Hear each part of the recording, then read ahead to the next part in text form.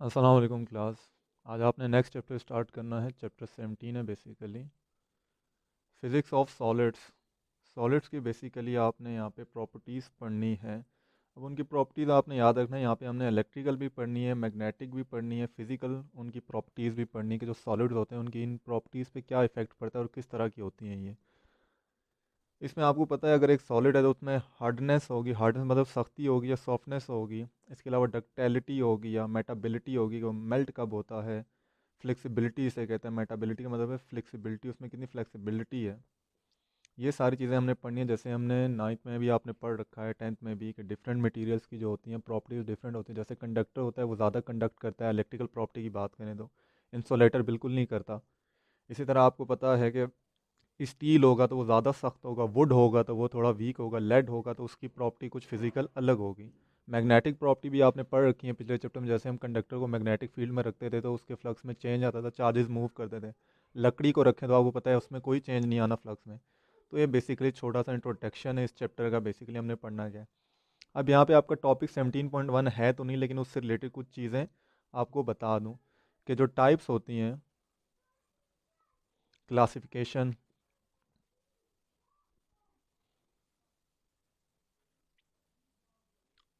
Of solid.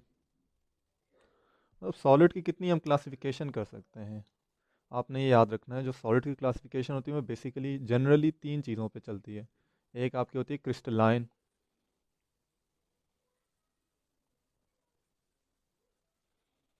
Crystalline solid. इसके बाद आता है एमॉर्फस।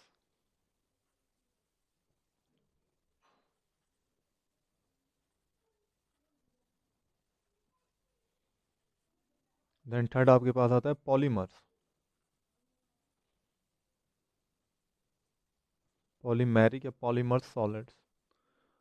अब आपको इन तीनों की क्लासिफिकेशन का बेसिक चीज़ें पता होनी चाहिए। जो आपका पहला वाला है क्रिस्टलाइन, याद रखिएगा इसमें जो मॉलिक्यूल्स होते हैं आर रेगुलरली, मतलब ये रेगुलर फॉर्म में अरेंज होते हैं, अरेंज इन क्रिस्टलाइन सॉलिड। मतलब इनके मॉलिक्यूल्स रेगुलर शेप में अरेंज होंगे सॉलिड के अंदर। ऐसों को क्या कहते हैं, क्रिस्टलाइन सॉलिड, मतलब ये क्रिस्टल होते हैं। आगे इसकी एग्जांपल में आपके पास जिंक, कॉपर, आयरन आ जाता है। आयनिक कंपाउंड में सोडियम क्लोराइड आ जाता है। सेरामिक में बेसिकली जीरोनिक एंड क्रिस्टलाइन आ जाता है। ये आपने याद रखना है।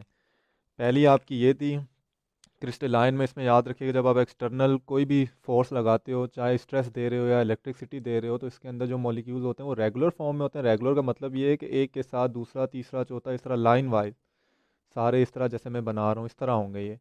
तो इसमें ये होगा कि जब आप कोई एक्सटर्नल फोर्स दोगे, चाहे वो इलेक्ट्रिकल हो, मैग्नेटिक हो, तो ये वाइब्रेट करेंगे अपनी मीन पोजीशन पर, तो साथ वाले को धक्का आहिस्ता आहिस्ता मिलेगा। ये जनरल सी है एक क्रिस्टलाइन सॉलिड की। दूसरा है आपका अमॉर्फस। देखिए अमॉर्फस का क्या होगा।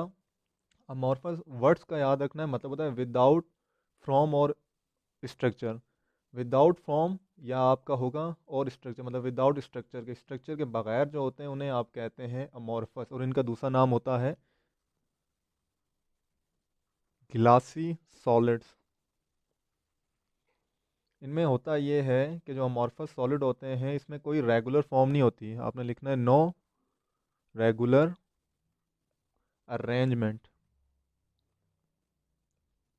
मतलब इसमें मॉलिक्यूल्स की जो होती है अरेंजमेंट वो रेगुलर नहीं होती, रेंडम सी होती है। ठीक हो गया। और इसके एग्जांपल में आप ऑर्डिनरी गिलास ले सकते हो। जैसे गिलास होता है वो भी बेसिकली आपका अमॉर्फस मटेरियल का होता है। उसमें कोई आपकी रेगुलर शेप नहीं होती है, कोई रेगुलर अरेंजमेंट नहीं होती है। इसके बाद जो थर्ड वाला आता है वो है पॉलीमर्स। जैसे मैंने आपको बताया क्रिस्टलाइन, अमॉर्फस और पॉलीमर्स। अब पॉलीमर्स क्या होते हैं बेसिकली आपने याद रखना है। पॉलीमर्स आपको जब पूछा जाए कि व्हाट इज पॉलीमर्स, तो आपने कहना है intermediate form of,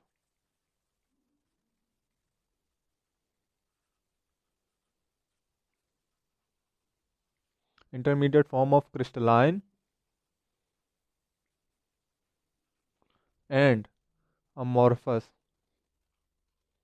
mean amorphous और क्रिस्टलाइन की जो इंटरमीडिएट दरमियानी फॉर्म होगी बेसिकली उसे हम क्या कहेंगे यहाँ पे, पॉलीमर्स। और इसकी एग्जांपल्स में आप ले सकते हैं केमिकल कॉम्बिनेशन जो होते हैं आपके, कार्बन विद ऑक्सीजन के साथ, कार्बन और ऑक्सीजन का जो केमिकल कॉम्बिनेशन है इससे भी आप ले सकते हैं कि ये पॉलीमर्स है, क्योंकि ये क्रिस्टलाइन और अमॉर्फस का क्या है, बेसिकली इंटरमीडिएट फॉर्म है। क्रिस्टलाइन होती थी रेगुलर फॉर्म, अमॉर्फस होता था आपका नॉट रेगुलर, इरेगुलर फॉर्म, और ये उन दोनों का क्या है, कम्बिनेशन, मतलब आपका रेगुलर भी होगा इरेगुलर फॉर्म भी होगी। ये सारा आपने याद कर लेना है। देन इसमें जो चीज़ आपने देखनी है वो क्या है, क्रिस्टलाइन लैथिक्स। व्हाट इज़ क्रिस्टलाइन लैथिक्स आपने देख लेना है, क्योंकि ये चीज़ें आगे यूज़ होंगी, इसीलिए आपको पढ़ा रहा हूँ, वैसे आपके ये स्मार्ट सिलेबस में इंक्लूड नहीं है। क्रिस्टलाइन लैथिक्स बेसिकली आपका क्या होता है, आपने याद रखना है, ऐसा क्रिस्टल जो कंसिस्ट करे थ्री डायमेंशनल पैटर्न पे, जो रिपीट हो रहा हो one by one, a crystalline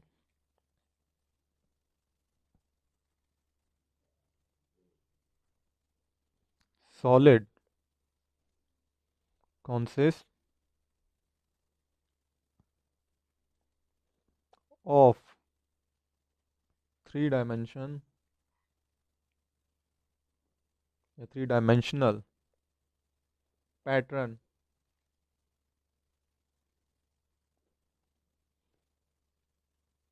that repeat it over and over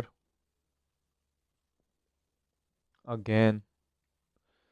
mean three dimensional pattern आपका ये होगा कि आपका एक क्रिस्टल होगा जिसमें थ्री डायमेंशन पैटर्न चल रहा होगा, मतलब आप एक स्टेप एक्स एक्सिस पे अगर चलेंगे तो एक ही स्टेप आप वाई एक्सिस पे चलेंगे, एक ही जेड एक्सिस पे चलेंगे। देन आप एक और स्टेप जेड एक्सिस पे चलेंगे तो वहीं एक स्टेप एक्स एक्सिस पे भी चलेगा और एक वाई एक्सिस पे, यानी थ्री डायमेंशन इसकी पैटर्न चल रहा होगा और रिपीट होता रहेगा अगेन एंड अगेन, एंड तक, जहाँ तक आपका सॉलिड या ऑब्जेक्ट जो है चलेगा वहाँ तक ये खुद को रिपीट करता रहेगा। नेक्स्ट इसमें आ जाएं, पहला टॉपिक से ही रिलेटेड जो चीज़ें हैं लेकिन ये बेसिक हैं, यूनिट सेल क्या होता है, आपने ये भी याद रखना है, what is unit cell. Unit cell आपने याद रखना है, द स्मॉलेस्ट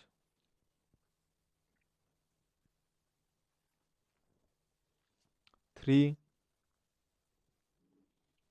डायमेंशन या three dimensional structure is called unit cell. जैसे अभी मैंने आपको एक्स वाई जेड पे एक डायग्राम बना के बताई, स्मॉलेस्ट थ्री डायमेंशन मतलब पहले स्टेप पे ही 1 मीटर पे ये आपकी थ्री डायमेंशन जो स्ट्रक्चर होगा एक्स वाई और जेड पे, ये आपका क्या होगा, यूनिट सेल। यानी किसी भी क्यूब का या किसी भी सॉलिड का जो आप थ्री डायमेंशन पे एक एक स्टेप देखेंगे, एक एक स्टेप अगर लेंगे तो उस चीज़ को आप क्या कहेंगे, ये उसका क्या है, यूनिट सेल है बेसिकली। इसमें क्रिस्टलाइन लैथिक्स आ जाता है फिर, जो आपका क्रिस्टल लैथिक्स होता है वो फिर हमने क्या पढ़ा, the whole structure obtain by the three dimension unit cell is known as crystal lattice. जो अभी हमने क्रिस्टल लैथिक्स पढ़ा था पीछे डेफिनेशन, तो इसकी दूसरी डेफिनेशन हम क्या कह सकते हैं कि क्रिस्टल लाइन या क्रिस्टल लैथिक्स, हम ऐसे लैथिक्स को कहेंगे जिसके पूरे पैटर्न में, उसके पूरे वॉल्यूम में या पूरे एरिया में, वॉल्यूम होगा क्योंकि थ्री डायमेंशन, पूरे वॉल्यूम में उसकी थ्री डायमेंशन में यूनिट सेल चलता रहेगा हर स्टेप पे।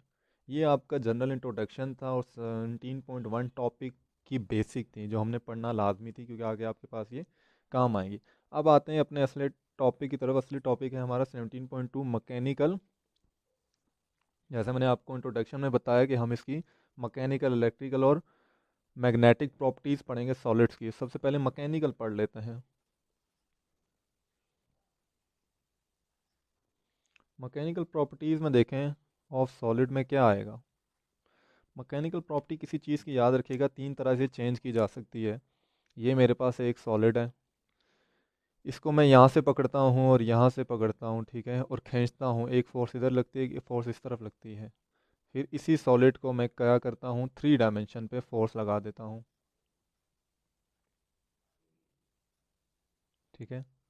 अब इसमें पता है, इस तरह अगर मैं फोर्स लगाऊँ तो इसकी लेंथ में चेंज आएगा, इस तरह अगर मैं फोर्स लगाऊँ तो इसकी वॉल्यूम में चेंज आएगा। अब आपने याद रखना है, सबसे पहली चीज़ यहाँ पे आती है डिफॉर्मेशन ऑफ सॉलिड। डिफॉर्मेशन का मतलब भी आपको पता ही होगा,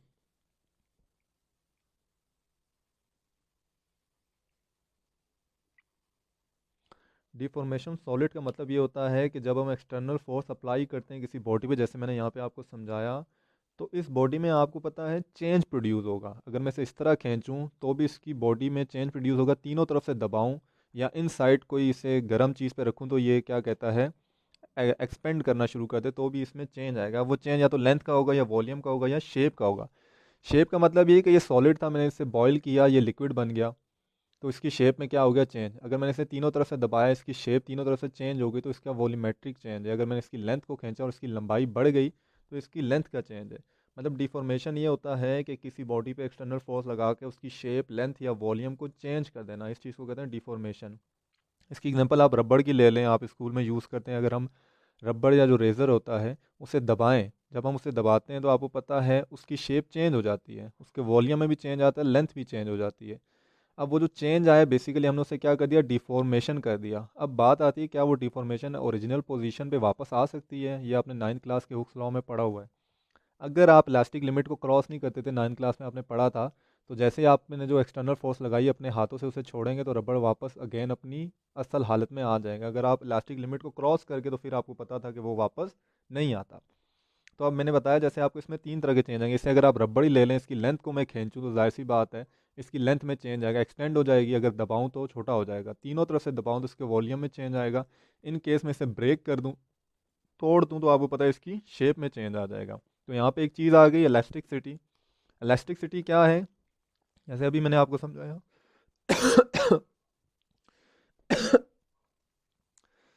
इलास्टिक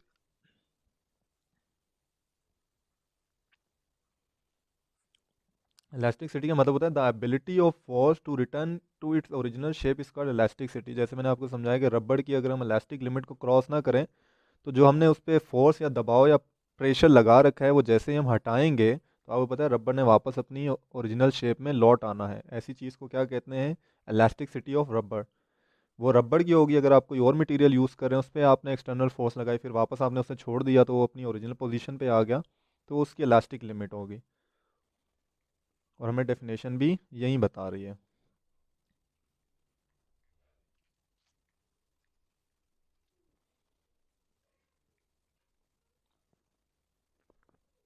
ये है इलास्टिसिटी बेसिकली आपकी।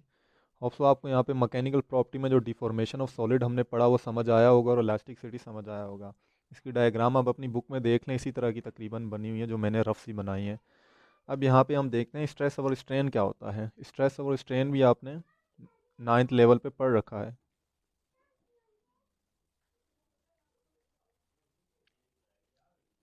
बेसिकली जो आपको याद हो, आपका प्रेशर होता था, जो आप प्रेशर का फॉर्मूला लिखा करते थे 9 पे, pressure is equal to force over area. यही बेसिकली आपका स्ट्रेस होता था। स्ट्रेस का दूसरा नाम प्रेशर है। अब स्ट्रेस आपका होता था the result of mechanical test are usually express in the term of the stress और स्ट्रेन। वो कह रहा है मैकेनिकल जो हम टेस्ट करते हैं किसी सॉलिड के ऊपर, देखना चाहें कि मैकेनिकल उसकी प्रॉपर्टी, तो जो टर्म हम यूज़ करते हैं स्ट्रेस और स्ट्रेन यूज़ करते हैं। स्ट्रेस क्या होता है, दबाव, प्रेशर, आसान जुबान में जो आपने ये पढ़ा था पास्कल जिसकी यूनिट होती है। The stress is defined as the term applied force and the certain term of resulting deformation. तो वो कह रहे हैं हम स्ट्रेस को डिफाइन करते हैं कि हमने कोई अप्लाइड फोर्स की किस पे, किसी एरिया पे, यानी और उसमें डिफॉर्मेशन आ गई। डिफॉर्मेशन का मतलब क्या, उसमें चेंज आ गया लेंथ का, वॉल्यूम का या किसी भी चीज़ का। अब देखें इसमें स्ट्रेस की डेफिनेशन क्या बनेगी। जो आपने पढ़ी थी यहाँ पे प्रेशर की डेफिनेशन, वही आपकी स्ट्रेस की होगी। हम इसे डिफाइन कर सकते हैं अप्लाइड फोर्स ओवर एरिया, यानी आपका स्ट्रेस आ जाएगा, stress is equal to force area. Basically force over area pressure भी बनता है।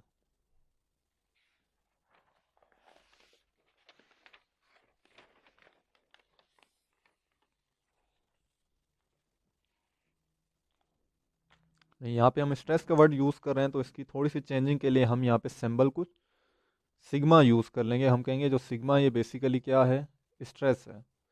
अब स्ट्रेस क्या है वो पता है, फिर कोई डायमेंशन भी होगी, यूनिट भी होगी। फोर्स की यूनिट हमें पता है न्यूटन होती है, एरिया की मीटर, और ऊपर आएंगे तो मीटर इन्वर्स हो जाएगा। इसकी डायमेंशन भी कुछ आएगी। अब अगर हम इसकी डायमेंशन देखना चाहें, उसकी डायमेंशन क्या बनेगी? हमने फोर्स की निकाल रखी है, एम में होता है मास एंड एक्सेलरेशन और एरिया की, तो मैं डायरेक्ट लिख देता हूँ वो एम एल -1 और टी की पावर -2 आएगा आपके पास, इसकी डायमेंशन आएगी। अब यहाँ पे जो स्ट्रेस होते हैं फिर वो तीन तरह के होते हैं, आपने याद रखना है। एक होता है टेंसाइल स्ट्रेस, एक आपका होता है वॉल्यूमेट्री वॉल्यूम मैट्रिक, थर्ड आपका होता है शेयर। इनमें फ़र्क इतना सा है कि ये जो होता है, जो पहला वाला लिखा है, ये चेंज लाता है लेंथ में। जैसे मैंने अभी आपको समझाया था कि सॉलिड पे अगर हम कोई एक्सटर्नल फोर्स लगाते हैं तो तीन तरह के चेंज आएंगे, या तो उसकी लेंथ में चेंज आएगा, या वॉल्यूम में, या उसकी शक्ल ही चेंज हो जानी है। वॉल्यूमेट्रिक नाम से पता चल रहा है ये चेंज किस में लाएगा, वॉल्यूम में। शेयर का मतलब है ये चेंज लाएगा शेप में, शक्ल में। ये तीन तरह के आपके स्ट्रेस हैं। देन हमने यहाँ पे एक टर्म पढ़ी, स्ट्रेस और स्ट्रेन। हमने कहा मैकेनिकल प्रॉपर्टी जब भी हम रीड आउट करते हैं सॉलिड की तो उसमें दो टर्म्स यूज होती हैं, स्ट्रेस और स्ट्रेन। स्ट्रेस जो हमने प्रेशर लगाया, जो फोर्स ओवर एरिया था। स्ट्रेन क्या है? स्ट्रेन आपने याद रखना है, हमने जो देखा कि उसकी शक्ल में चेंज आ रहा है या उसकी लेंथ में चेंज आ रहा है। जैसे रबड़ पहले कुछ और शक्ल में था, मैंने उसे प्रेस किया तो उसकी शेप चेंज हुई।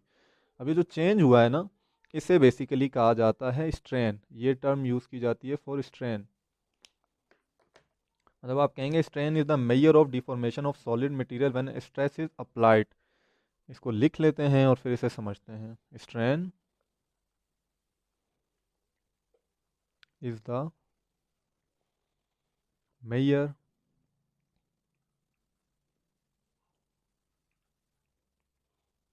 Of deformation of solid material when stress is applied on it. Means strain वो चीज़ होती है कि जब आप किसी मटेरियल पे या किसी सॉलिड पे स्ट्रेस अप्लाई करते हैं तो उसकी जो डिफॉर्मेशन हुई है, यानी उसकी लेंथ चेंज हुई है, वॉल्यूम या शक्ल, तो उस चीज़ को बेसिकली स्ट्रेन कहा जाता है। अब स्ट्रेन का फॉर्मूला होगा, स्ट्रेन का फॉर्मूला है डेल एल ओवर एल। अब याद रखना है, डेल से ही आपको पता चल रहा है और एल से पता चल रहा है लेंथ है। डेल का मतलब है change, change in length over L. L का मतलब ओरिजिनल लेंथ, तो लिख भी लेते हैं ओरिजिनल लेंथ। ऊपर लिख लें change length, change in length, length में चेंज और इसका ओरिजिनल लेंथ। ये होगा बेसिकली आपका स्ट्रेन। और आपने ये याद रखना है कि स्ट्रेन की कोई यूनिट नहीं होती है, ये यूनिट लेस मटीरियल है, यूनिट लेस क्वांटिटी है, बेसिकली मटीरियल नहीं। यूनिट लेस क्वांटिटी क्यों है? क्योंकि जाहिर सी बात है ये चेंज आ रहा है लेंथ में और ये उसकी ओरिजिनल लेंथ थी, तो इसकी कोई यूनिट नहीं बननी। अब आ जाते हैं जो हमने तीन तरह के पढ़े हैं चेंज, टेंसाइल, वॉल्यूमेट्रिक एंड शियर्स। इन्हें थोड़ा सा डिफाइन कर लेते हैं। पहली चीज़ थी टेंसाइल। What is tensile? अगर कोई कहे कि टेंसाइल स्ट्रेन क्या होगा, तो सिंपल आपको समझा भी चुका हूँ। आप कहेंगे टेंसाइल स्ट्रेन वो होगा जो लेंथ में आएगा। कोई पूछे वॉल्यूमेट्रिक स्ट्रेन क्या होगा, आप कहेंगे वो स्ट्रेन जो वॉल्यूम में आता है। और कोई पूछे शेयर स्ट्रेन क्या होगा, तो आपने कहना है वो चेंज जो शेप में आता है। हम इसे लिख भी लेते हैं। टेंसाइल की अगर मैं बात करूँ तो हम लिखेंगे if the strain is due to tensile stress. Tensile stress कौन सा स्ट्रेस होता था? जो लेंथ में चेंज लाता था, is called tensile strain simply. दूसरा आपका क्या आएगा? वॉल्यूमेट्रिक। वॉल्यूमेट्रिक के लिए क्या लिखेंगे? Volumetric strain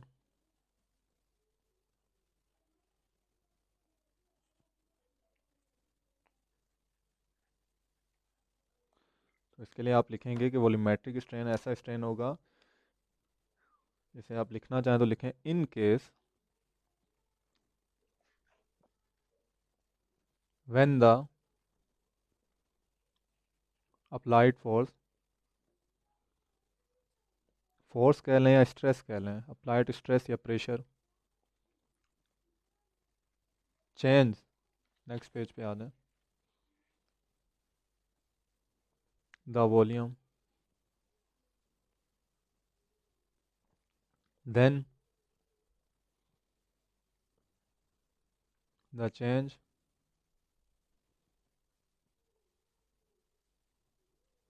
in volume per unit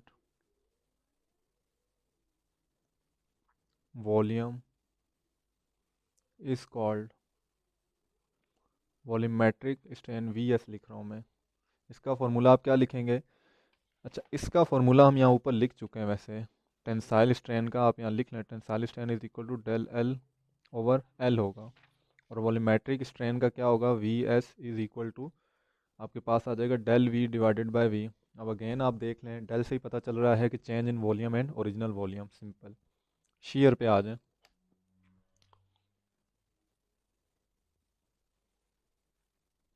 shear strain, इसकी डेफिनेशन यही बनेगी, when stress is applied, then due to this shear stress, strain is produced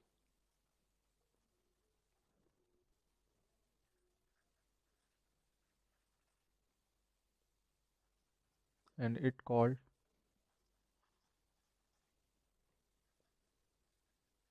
shear strain।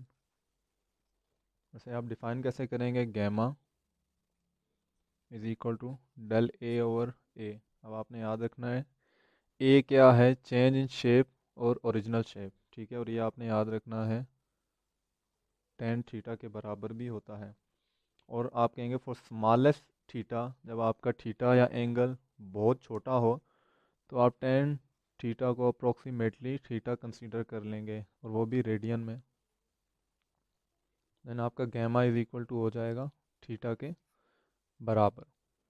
यहाँ तक होप्स आपको बातें समझ आ गई होंगी। जो चीज़ें हमने पढ़ी थी उन्हीं चीज़ों को हम थोड़ा सा रिपीट कर लेते हैं।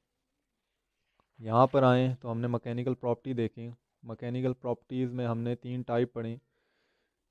ये इंट्रोडक्शन है, यहाँ से हमने पढ़ा।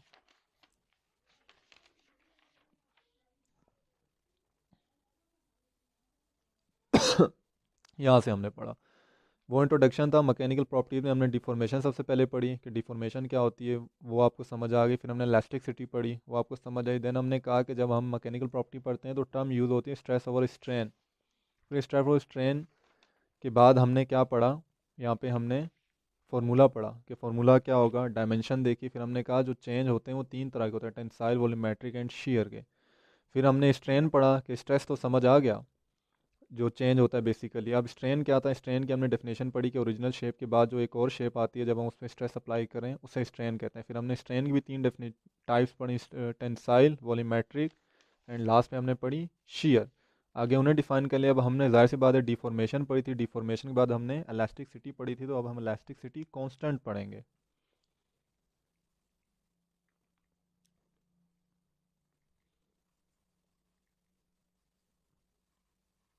अब इलास्टिक कांस्टेंट क्या चीज़ें होती हैं आपने याद रखना है, the ratio of the stress to strain is constant for the given material. यानी हर मटेरियल के लिए जो इलास्टिक कांस्टेंट होगा डिफरेंट होगा। मतलब रबड़ को अगर मैं दबाऊं तो उसका एक लिमिट होगी, अगर उससे ज़्यादा मैं क्रॉस करूंगा तो वो टूट जाना है। इसी तरह आयरन की भी एक लिमिट होगी, उस तक अगर हम गए तो वो क्या कहते हैं, नहीं टूटेगा, और हम वापस आ जाते हैं तो वो इलास्टिक लिमिट होगी। लेकिन उसको अगर हम क्रॉस करेंगे लिमिट को तो बेसिकली आयरन भी ब्रेक हो जाएगा, यानी वो उसका इलास्टिक कांस्टेंट है। तो उसकी डेफिनेशन ही बता रही है the ratio of stress to strain is constant for given material. मतलब जब आपने स्ट्रेस दिया किसी चीज़ को तो उसका एक कांस्टेंट होगा, एक हद होगी जिस तक वो बर्दाश्त कर सकता है। अगर आप उसे क्रॉस करेंगे तो उस मटेरियल ने टूट जाना है। और इस चीज़ को याद रखिएगा, कहा जाता है मॉडुलस ऑफ इलास्टिसिटी। हम लिख लेते हैं मॉडुलस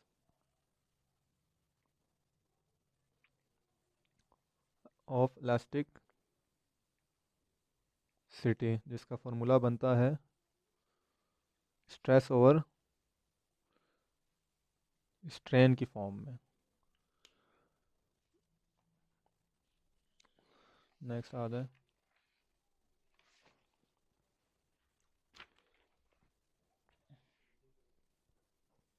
अब यहाँ पे आपने याद रखना है इसकी यूनिट क्या होगी। मॉडुलस ऑफ इलेक्ट्रिसिटी की वही यूनिट होगी जो आपकी बनेगी न्यूटन मीटर स्क्वायर और पास्कल। अब इसकी क्या वजह है, यहाँ मैं लिख देता हूँ modulus of elasticity is equal to, हमने क्या पढ़ा है, स्ट्रेस ओवर स्ट्रेन, ऐसा ही पढ़ा है। स्ट्रेस का मतलब है फोर्स ओवर एरिया और स्ट्रेन का मतलब क्या है, जो आपका डेल एल ओवर एल है। अब मैंने आपको ये बात बताई कि स्ट्रेन जो होती है ये डायमेंशन लेस होता है, इसकी कोई यूनिट नहीं होती। तो यूनिट यहाँ पे खाली एफ और ए की बची, एफ की न्यूटन बची, ए की मीटर स्क्वायर बची, जो आगे चल के न्यूटन मीटर स्क्वायर, और इसकी दूसरी फॉर्म होती है पास्कल। तो इसलिए मॉडुलस ऑफ इलास्टिसिटी की भी यही यूनिट बनेगी पास्कल, इसकी कोई दूसरी यूनिट नहीं आएगी। अब यहाँ मॉडुलस भी तीन तरह के होंगे, क्योंकि आपने तीन तरह की शेप में चेंजिंग देखी है, कि टेंसाइल, एक आपकी वॉल्यूमेट्रिक, एक आपकी शेयर, यानी लेंथ चेंज हो रही है, वॉल्यूम चेंज हो रहा है, या शक्ल ही चेंज हो रही है। तो मॉडुलस ऑफ इलास्टिसिटी भी तीन तरह के आएंगे। पहला होगा यंग मॉडुलस, ये आपने 9 में पढ़ रखा है। इसका फार्मूला क्या होगा, मैं वाई एम लिख रहा हूँ, is equal to F A over del L over L, आपने याद रखना है। मॉडुलस, यंग मॉडुलस का मतलब है रेशियो ऑफ द टेंसाइल, और जिस टेंसाइल का दूसरा नाम होता है कंप्रेसिव, कंप्रेस कर रहे हैं आप, स्ट्रेस ऑफ द टेंसाइल और कंप्रेसिव स्ट्रेन इस कॉल्ड द यंग मॉडुलस। यानी लेंथ में जो चेंज आ रहा है किसी ऑब्जेक्ट के, ये स्केल आप ले लें, जिसे आप खींच रहे हैं, जाहिर सी बात है इस डायरेक्शन में और इस डायरेक्शन में, तो यहाँ पे आप लेंथ में चेंज ला रहे हैं, तो इसका जो कांस्टेंट आएगा उसे आप कहेंगे young modulus. Basically modulus of electricity, जो मतलब इसकी एक लिमिट होगी स्केल की, जिसके बाद ये टूट जाएगा, उस चीज़ को आप क्या कहेंगे, यंग मॉडुलस। ये आपने याद रखना है। देन दूसरा आपका होगा वॉल्यूम का, हमने देखा था। वॉल्यूम के लिए जो आपका मॉडुलस ऑफ इलेक्ट्रिसिटी होगा उसे आप कहेंगे बल्क मॉडुलस, जिसे आप के से रिप्रेजेंट करेंगे, और ये होगा एफ ए ओवर, क्योंकि जो आप स्ट्रेस दे रहे हैं, स्ट्रेस तो वही है, प्रेशर एफ ओवर ए, लेकिन अब ये चेंज जो है लेंथ में नहीं आ रहा, वॉल्यूम में आ रहा है, तो इसे हम क्या कहेंगे, डेल वी ओवर डी। यानी if we use for the three dimensional deformation, अगर हम थ्री डायमेंशनल डिफॉर्मेशन कर रहे हैं, डी थ्री डायमेंशन का मतलब ये है कि ये आप एक क्या ले लें, क्यूब ले लें।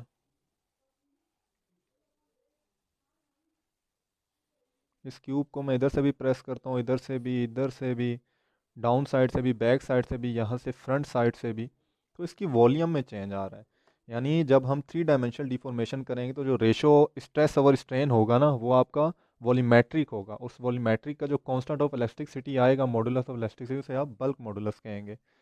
लास्ट आपके पास बचेगा, और आपने याद रखना है ये चेंज इन वॉल्यूम है और ये इसका ओरिजिनल वॉल्यूम है। लास्ट आपका है share, share modulus. Share modulus का आप रिप्रेजेंट करेंगे जी से, ये होगा, स्ट्रेस तो वहीं रहेगा, स्ट्रेन इसमें आएगा टेन थीटा, हमने पढ़ा था गेमा जो है टेन थीटा के बराबर आ रहा था। मीन्स आपके पास ये एक क्यूब है,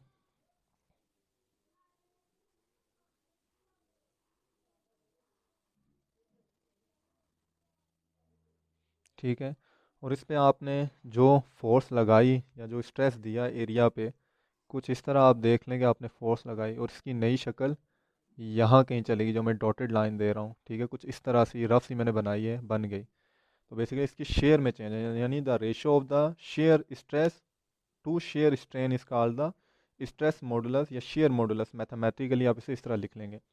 अब यहाँ पे डिफरेंट मटेरियल की मैंने आपको बताया था ना, यंग मॉडुलस, बल्क मॉडुलस और स्ट्रेस मॉडुलस अलग होगा। आपकी बुक पे ये डायग्राम का पूरा टेबल बना है, आपने पढ़ लेना। जैसे यहाँ पे मैं सिर्फ और सिर्फ लिख रहा हूँ आपका आइस का लिख लेते हैं।